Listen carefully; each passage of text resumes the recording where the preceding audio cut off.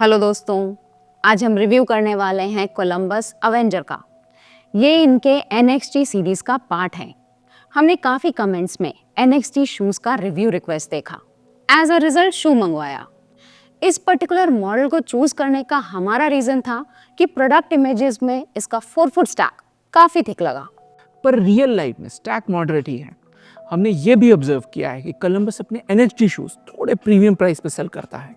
Of course शू हमने खुद से परचेज किया है और इस पे 40 किलोमीटर तक के रन्स किए हैं। शुरू करते इसके स्टैट्स एंड फीचर्स के साथ।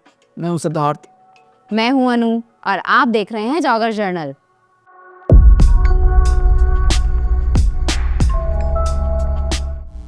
कोलंबस एवेंजर की एस्टिमेटेड स्टैक हाइट है 36 मिलीमीटर हीट पे, 28 मिलीमीटर 4 फुट पे और ड्रॉप है 8 मिलीमीटर।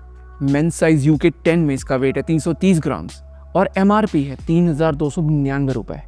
इसका अपर थिक इंजीनियर्ड मैश का बना है।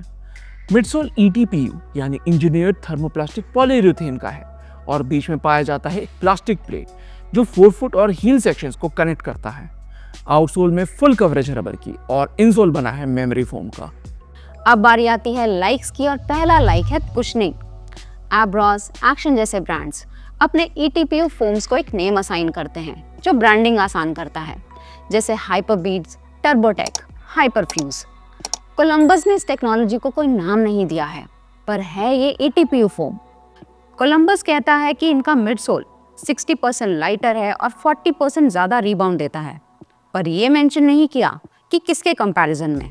हम एज्यूम कर रहे हैं कि रेगुलर EVA मिडसोल्स के मुकाबले फोम डेफिनेटली सॉफ्ट है, कुशन्ड है और ठीक ठाक रिबाउंड भी देता है, यानी एब्रॉस हाइपरबीट से सिमिलर, कैंपस फॉरेस्ट या एक्शन टर्बो से थोड़ा कम। मेमोरी फोम इंसोल भी कंफर्ट एनहांस करता है। दूसरा लाइक है बिल्ड क्वालिटी, स्पेशली अपर और मिडसोल का। जब हमने ये शू ऑर्डर किया था तो ये कलर पे कुछ खास आई कैचिंग नहीं लगा, पर जब प्रोडक्ट डिलीवर हुआ तो इसके फिट और फिनिश से हम काफ़ी इंप्रेस हुए। काफ़ी अपर का मैश प्रीमियम मटेरियल का लगता है जिसमें ग्लिटर इफेक्ट भी है। ओवरऑल ये अपर थिकली पैडेड है और स्ट्रक्चर होल्ड करेगा रेगुलर लॉन्ग टर्म यूसेज के बाद भी। तीसरा लाइक है स्टेबिलिटी। सुपर सॉफ्ट मिडसोल्स का एक मेजर नेगेटिव होता है शू का अनस्टेबल होना। हाइपरबीट्स इसका प्राइम एग्जाम्पल है। यूजुअली हम प्लास्टिक एलिमेंट्स वाले शूज अवॉइड करते हैं वे ट्रेडिशन के कारण, पर अवेंजर में डाला गया प्लेट सिर्फ लुक्स एनहांस ही नहीं करता, ये शू को स्टेबल रखता है। ये प्लास्टिक पीस ऊपर की तरफ कर्व भी करता है जो पैरों को सेंटर्ड रखने में हेल्प किया लॉन्गर रन्स पे भी। अब बारी आती है डिसलाइक्स की, और एक मेजर डिसलाइक है आउटसोल ड्यूरेबिलिटी। 40 किलोमीटर के बाद ही हम इसके आउटसोल में सिग्निफिकेंट वेयर एंड टेयर देख रहे हैं। इंडियन ब्रांड्स में ये इशू होता ही है, पर ये एक्सेलरेटेड रेट पे वेयर आउट हो रहा है। ये इसीलिए क्योंकि बाकी शूज के कंपैरिजन में इसका रबर सॉफ्टर है, हेंस रोड जैसे सरफेसेस पे ये इजीली घिस रहा है। दूसरा डिसलाइक है ब्रीदेबिलिटी। सिंपल टर्म्स में अपर बिल्कुल भी ब्रीदेबल नहीं है।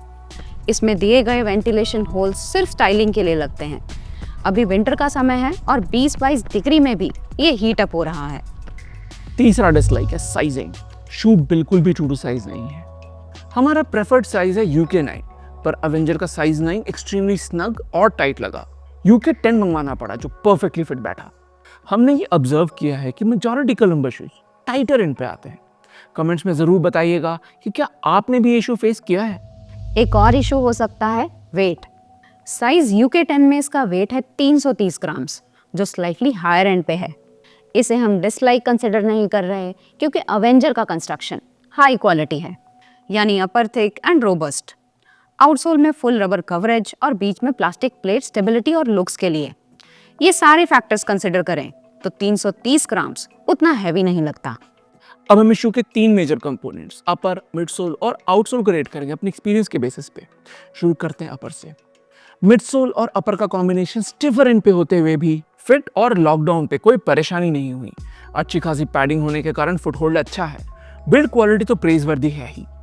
अपर के जो पॉजिटिव्स हैं वो मेजर हैं, पर जो नेगेटिव्स हैं वो भी बड़े हैं। इसे हम देंगे 2.75 आउट ऑफ 5। अब बात करते हैं मिडसोल की। इसका राइड हमें कंफर्टेबल लगा। जितना स्टैक हमने इनिशियली एक्सपेक्ट किया था उतना था नहीं, पर शू किसी भी डिस्टेंस के रन्स में बॉटम आउट नहीं किया।